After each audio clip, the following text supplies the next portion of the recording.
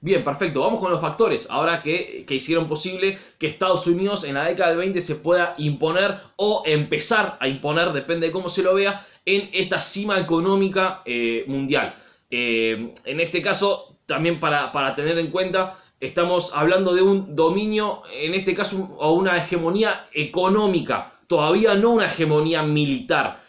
Todavía Estados Unidos en la década del 20 y hasta antes de la Segunda Guerra Mundial no iba a tener el poderío fáctico, el poderío militar de poder controlar militarmente distintas partes del mundo. En este momento el ejército de Estados Unidos todavía es un ejército bastante en desarrollo, un ejército en crecimiento, un ejército bastante no modernizado, por así decirlo, más que nada con respecto a las tácticas y las técnicas que se estaban dando a nivel mundial. En este momento, en la década del 20 y en la década del 30, los ejércitos europeos todavía seguían siendo superiores técnica, táctica y militarmente a los ejércitos de Estados Unidos. Por eso estamos hablando de un dominio económico y todavía no un dominio militar. Este dominio militar se va a dar sí después de la Segunda Guerra Mundial. Pero eso nos queda verlo más adelante. Vamos ahora con los factores entonces. Yo les había dicho que algunos factores son internos y otros factores pueden ser externos. Vamos a empezar por lo más fácil y lo más sencillos que ya los venimos analizando, que son los factores externos. Yo acá tengo una listita y la voy a ir viendo para que la podamos tener en el mismo orden.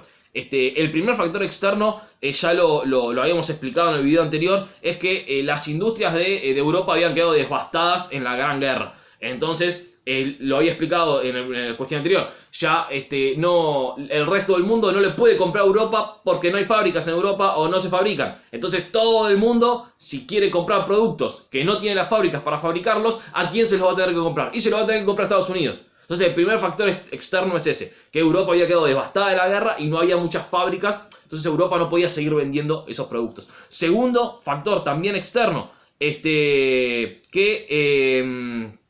que Estados Unidos se terminó quedando no solamente o sea, también por Europa estar devastada por la Gran Guerra, Estados Unidos no solamente fue el que produjo esos bienes, sino que se terminó quedando con los mercados mundiales, era el que los comerciaba, no solamente los producía, sino que se encargaba de llevarlos y transportarlos hacia todos los otros países del mundo.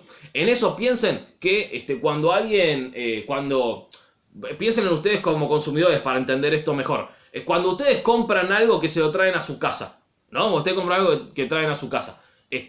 Los que ustedes terminan pagando por ese producto y los que terminan ganando dinero, no son solamente los que produjeron ese producto, sino los que lo transportaron. Vamos a un ejemplo bien claro, sencillo, el hecho de una pizzería. Ustedes se compran una pizza para que llegue a su casa. Entonces, como ustedes le pagan al delivery boy, que le pagan para cuando les trajo las pizzas, bueno, puede ser que le den propina, X propina, vamos a dejar la propina de lado, porque eso le queda directamente al delivery. Lo que ustedes pagan por la pizza, una parte de ese precio va al que la produjo, ¿qué sería? La pizzería, ¿ok? Pero cuando llega fin de mes, la pizzería, ¿qué hace con el delivery? Le tiene que pagar el sueldo, ¿se entiende? Entonces, una parte de lo que ustedes le pagaron la pizza, una parte va para el tipo que la produjo, o sea, para la empresa que la produjo, y otra parte va para la empresa que la comercia, para la empresa que traslada la pizza de un lado al otro, calentita todavía, tiene ya calentita, y con el coso de la pizza, que no tiene nombre, se llama coso de la pizza, que va en el medio, tiene ya calentita hasta la casa. Entonces, lo mismo con todos los bienes que se producen, nos ponemos serio de nuevo. Cuando se producen estos bienes, el que termina ganando dinero no es solamente el que los fabrica, sino también el que los traslada, el que los comercia. Y Estados Unidos terminó imponiéndose en estas dos cuestiones. Fue el que más producía y el que más transportaba, el que más llevaba los bienes para todo el resto del mundo. Vamos con el tercer factor, que acá se mezcla. Es tanto un factor interno como un factor externo, porque Estados Unidos pasó a dominar las finanzas mundiales. Recuerden, es que era el que más dinero prestaba y después más intereses recibía con el préstamo. Bien, y esos dineros, ese dinero que invertía, que recibía Estados Unidos con la evolución de los préstamos, podían ser préstamos internos a propios ciudadanos norteamericanos, o podían ser estos préstamos externos a estos países, sobre todo países europeos. También a los países del resto del mundo, porque piensen, no sé, por ejemplo, Argentina durante muchísimo tiempo, a lo largo del siglo XIX, ya lo estudiamos con el PAN, por ejemplo, y el orden conservador, le pedía préstamos a Gran Bretaña. Ahora, ¿qué pasa? Si Gran Bretaña está completamente devastado, las financieras británicas no pueden prestar dinero, y los países como Argentina, que en este caso eran solamente productores de materias primas, necesitaban dinero, ya no se lo podían pedir prestado a Gran Bretaña, bueno, ahora se lo pasaron a pedir prestado a Estados Unidos. Entonces Estados Unidos no solamente le prestaba a Gran Bretaña o a Europa, sino a todo el resto del mundo. Los que antes le pedían plata a Europa, ahora le pasaron a pedir plata a Estados Unidos. Entonces, con ese dinero que recibía no Estados Unidos, sino las entidades bancarias de Estados Unidos o la financiera de Estados Unidos, una vez que recibían ese dinero, lo que hacían lo ponían en movimiento. ¿Qué significa eso? Se lo prestaban a otras personas, también a ciudadanos propios de Estados Unidos, para que hagan ¿qué cosa? Para que puedan poner una fábrica. ¿Por qué querían poner una fábrica? Y porque el mercado se estaba ampliando. Había un montón de personas, no solamente de Estados Unidos, sino en todos los países del mundo, que querían comprar bienes. Entonces, yo me voy a poner una fábrica, yo me voy a poner, qué sé yo, una zapatería, porque cada vez hay más personas que se quieren comprar zapatos, y los zapatos que fabricaban los europeos ya no los fabrican más. Entonces, si alguien va a querer comprar zapatos, me lo va a querer comprar a mí. Entonces, me conviene poner una fábrica, porque yo pongo la fábrica y voy a vender un montón. Ahora, si fuera otro momento, si fuera otro contexto, en donde está inundado, hay fábrica de zapatos por todo el mundo, a mí me conviene meter una fábrica de zapatos, y la verdad que no, macho, porque si ya hay un montón de fábricas de zapatos por todo el mundo, la gente le va a seguir comprando a lo que ya le venía comprando, te van a comprar muy poquitas personas. Entonces no te conviene tanto meter una fábrica de zapatos, capaz te conviene meter una fábrica de otra cosa, de algo que todavía no hay mucho. Entonces, lo que se empezaba a dar en Estados Unidos era esto. Como había muy pocas industrias en otro lado del mundo, cualquiera que tenía una idea o cualquiera que quería poner un negocio, pedía un préstamo, lo ponía y automáticamente empezaba a vender un montón, porque había muy poca competencia desde otro lado del mundo. Esos serían los factores externos, bueno, este último combinado con externo e interno. Vamos con los factores más propiamente internos de Estados Unidos. En la primera cuestión, Estados Unidos ya tenía un sistema capitalista desarrollado desde antes de la Gran Guerra. Recuerden desde que terminó la Guerra Civil, que fue una guerra en donde se impuso por una cuestión no solamente de la esclavitud, sino también de imponer este sistema capitalista con mano de obra que vaya a trabajar a las fábricas y que cada vez se produzca más, aboliendo la esclavitud. Desde ese momento Estados Unidos cada vez tenía mayor cantidad de empresas, mayor cantidad de industrias y mayor cantidad de obreros que venían desde todo el mundo. O sea, que en Estados Unidos estaban dadas las condiciones para que se pudiera aumentar cada vez más la cantidad de empresas y la cantidad de industrias. Porque este capitalismo se venía desarrollando propio desde la independencia, pero más que nada, sobre todo después de la Guerra Civil de Estados Unidos a mediados del siglo XIX.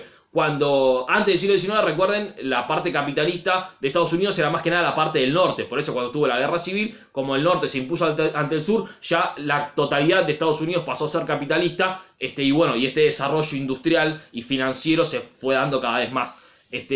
Segunda cuestión interna también. Estados Unidos tenía una estabilidad política interna que le permitió pensar en el exterior. ¿Qué significa esto? Esto es algo bastante similar a lo que pasó cuando después de que hicieron la Declaración de Independencia. Lo explico fácil y rápido.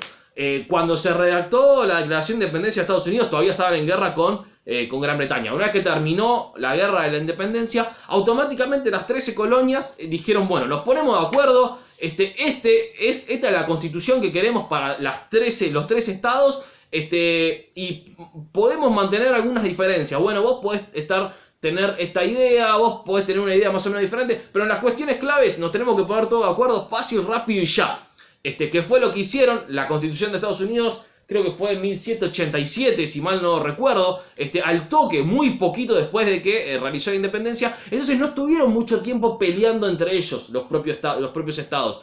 Una vez que se pusieron de acuerdo entre ellos, hubo una unión interna que les permitió pensar en expandirse hacia lo que sería el exterior, que en ese caso sería el interior del continente americano, como dijimos en el audio anterior, incorporando estados de las colonias hispánicas, de las colonias francesas, conquistando los territorios mexicanos por medio de la guerra, las guerras contra los nativos americanos para incorporar los territorios, expulsándolos hacia distintos lados, los nativos americanos, por la doctrina del destino manifiesto, como habíamos explicado anteriormente.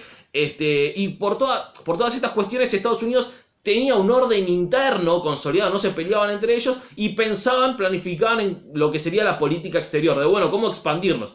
En los años 20 sucedió algo bastante similar. Estados Unidos tenía una gran estabilidad política interna, no había luchas entre distintos... Podía haber debates, obviamente estaban los demócratas y los republicanos, los dos partidos más grandes de Estados Unidos, que podían tener, y de hecho tenían y hasta siguen teniendo, una gran diferencia y chocaban entre sí, pero nunca produciéndose guerras internas, más allá de la guerra civil que mencionamos.